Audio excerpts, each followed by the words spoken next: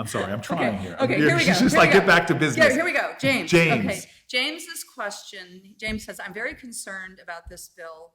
It cannot pass the way it is, but I also want to know what is the mechanism that the government can deploy if Trump keeps on defying the courts? Well, first of all, I want to say, I love what you said. It cannot pass. It sort of reminds me of the Lord of the Rings. You shall not pass. But that's just not going to happen. We say it cannot, but it very well can. And so the biggest impediment I see, and it was numbers that shocked me, was how few Americans even realize what's being debated now, the timeline that they have, July 4th, they want to get it done before.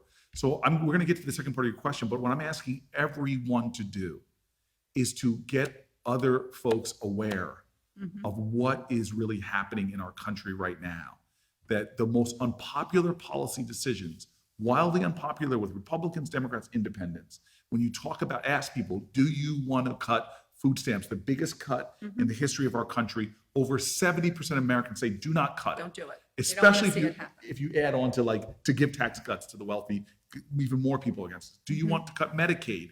Over 70% of Americans against it. Do you want to cut Meals on Wheels for senior citizens? The overwhelming majority of Americans. You want to cut Pell Grants so that people can't afford to go to college? No. Nobody wants to. So do that. This is not not a left or right. There is some small amounts of Americans, but the majority of Americans see this as a right or wrong moment. But the problem we have is not enough people know about it.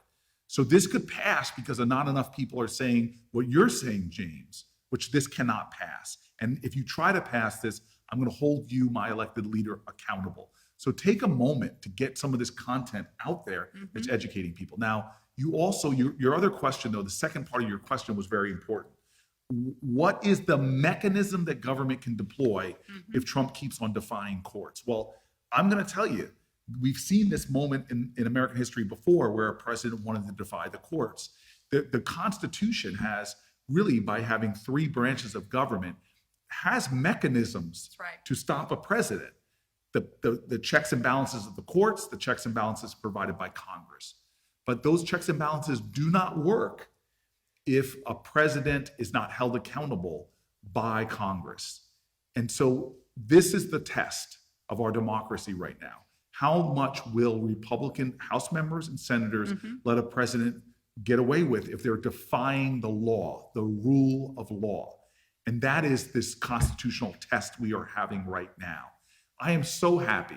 You know, Margaret Chase Smith's picture hangs right out this door or nearby where we are. Let's put it this way. An independent-minded Republican woman. Yes. That's right. Yes. Think about John McCain putting his thumb down along with Susan Collins and Lisa Murkowski. Let's talk about the Red Scare. I could go through all the periods of American history where you saw people standing up and saying, I'm going to choose principle over a party. I'm going to choose patriotism over party. I'm going to choose the people over party. And that's one of these moments. And that's what we need right now. We really need Republicans in Congress to stand up. We are standing up. And I'm not even trying to be partisan here. I'm just stating the obvious, that we need Republicans in Congress to stand up against this president.